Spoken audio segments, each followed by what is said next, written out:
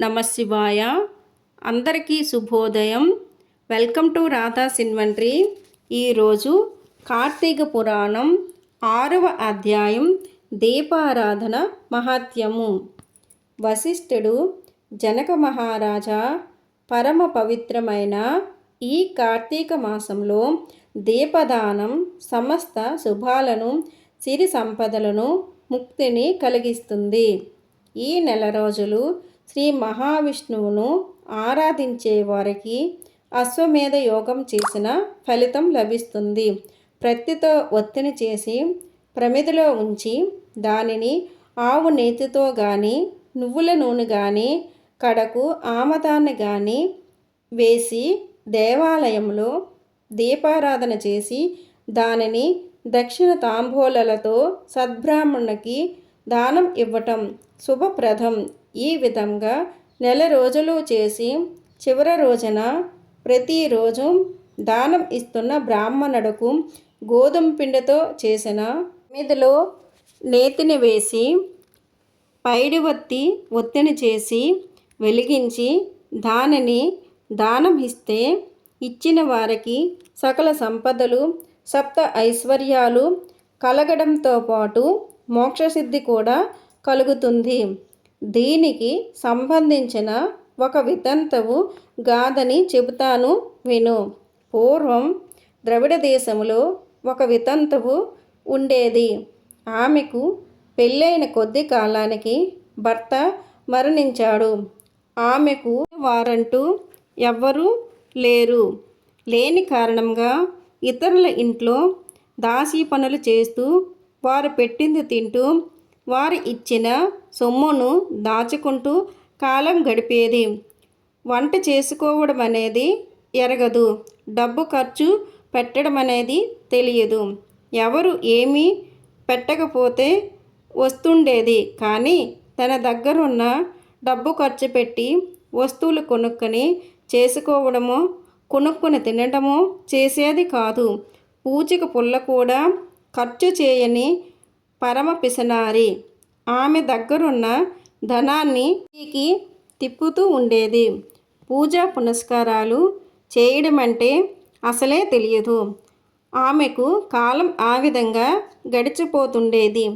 ఒకనాడు ఆమె నివసించే గ్రామానికి శ్రీరంగం వెళ్తున్న ఒక విప్రుడు వచ్చాడు. పాపమని జాలిపడి ఆమె దగ్గరకు వెళ్ళాడు. అమ్మా, నేను చెప్పే మాటలు నీకు కోపాన్ని కలిగించిన నేను చెప్పే హితకరమైన మాటలు శ్రద్ధగా విను అంటూ ఆమెకు మానవ కర్తవ్యాన్ని బోధించడం మొదలుపెట్టాడు. అమ్మా, నువ్వు సిరి సంపదలు వ్యామోహంలో పడిపోతున్నావు. దాన ధర్మాలను చేయడం లేదు.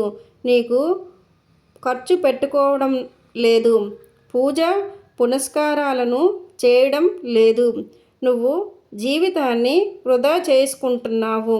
రాక రాక వచ్చిన మానవ జన్మను పాడు చేసుకోకు.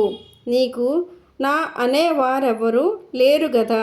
ఎవరి కోసం అంత ధనాన్ని కూడబెడుతున్నావు? అమ్మా, ఈ శరీరము మాంసము, ఎముకలతో చేసిన గూడు. ఇది ఎల్లకాలము ఉండదు, అశాశ్వతమైనది. ఎప్పుడు ఏ రోజు ఈ ప్రాణాలను అనంత వాయువులో కలిసిపోతాయో తెలియదు. అటువంటి శరీరం కోసం పనికిరాని ప్రాకులాట దేనికోసం? ఈ లోకంలో నీకు ఏమి సుఖముంటుంది? ఎవరు పెడతారు? ఎవరి వలన డబ్బు ఏ విధంగా ఎంత సంపాదించాలనే తాపత్రయమైతే ఉంది. కానీ వాని వల్ల నువ్వు సుఖపడేది ఏమి ఉంది? నిప్పులో పడిన మిడతలాగా ఈ శరీరం, ఆ శరీరంలో జీవుడి గతి ఏమిటి? ఈ శరీరంతో చేసిన పనుల వల్ల వచ్చే ఫలితాలుగా అనేక జన్మలకు ఎత్తడం. ప్రతి జన్మలోని జీవిత పోరాటం. జీవికి అదే నా లక్ష్యం. అజ్ఞానం అనే చిమ్మ చీకటిలో పడి జీవితాన్ని నిష్ప్రయోజనం చేసుకుంటున్నావు. కూడబెట్టిన సొమ్ముతో దాన ధర్మాలు చెయ్యు. నీ వరకు నువ్వు అనుభవించు. భగవంతుణ్ణి ఆరాధించు. అతడి సేవలో కాలం గడుపు. నిరంతరము భగవంతుని ధ్యానిస్తూ తరించు. 10 మందిలో నువ్వు బ్రతుకుతూ ఉండగా మంచి పేరు సంపాదించుకొని సుఖంగా ఉండు. ఇది పుణ్యప్రదమైన కార్తీక మాసం. ఈ మాసంలో చేసిన ఏ సత్కార్యమైన పుణ్యాన్ని ప్రసాదిస్తుంది, మంచి ఫలితాన్ని ఇస్తుంది. దీపదానం చెయ్యు, మోక్షం లభిస్తుంది నీకు అని చెప్పి దీపదానం చేసే విధానాన్ని బోధించి ఆ విప్రుడు శ్రీరంగానికి వెళ్ళిపోయాడు. కానీ ఆ బ్రాహ్మణుడు చెప్పిన మాటలు ఆమె మనస్సుకు ఎక్కి నిలిచినాయి.